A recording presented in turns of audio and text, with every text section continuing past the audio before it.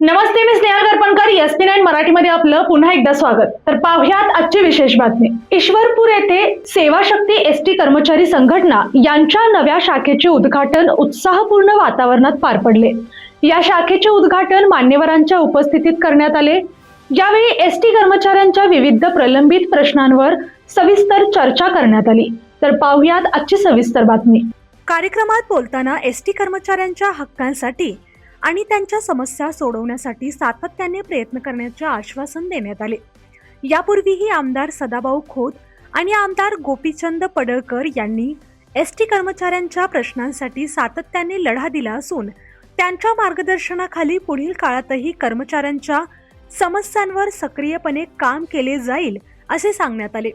या कार्यक्रमास सेवाशक्ती संघर्ष संघ महाराष्ट्र राज्याचे सरचिटणीस माननीय सतीश मेटकरी, भाजपा जिल्हा समन्वयक माननीय अविनाश मोहिते, राज्य कोषाध्यक्ष माननीय महेश पाटील, जिल्हाध्यक्ष माननीय प्रवेश हंकारे, सोसायटी संचालक माननीय सचिन माळी, कवठे महाकाळ आगार अध्यक्ष माननीय राजू देवकुळे, आगार सचिव बाळासाहेब खरात, ईश्वरपूर आगार अध्यक्ष माननीय प्रवीण पाटील, आगार सचिव सागर वगैरे, जिल्हा कार्यकारिणी सदस्य माननीय नितीन निकम, तसेच माननीय जयवंत गुरव, माजी अध्यक्ष माननीय अरुण सूर्यवंशी, कार्याध्यक्ष माननीय शीतल कुंभार, खजिनदार उल्हास पवार यांच्यासह संतोष मोरे, हनुमंत कुंभार, संतोष माळी, अवधूत कोरडे, शामराव बनसोडे, हेमंत धनवडे, सुहास कांबळे आदी मान्यवर व ST कर्मचारी मोठ्या संख्येने उपस्थित होते.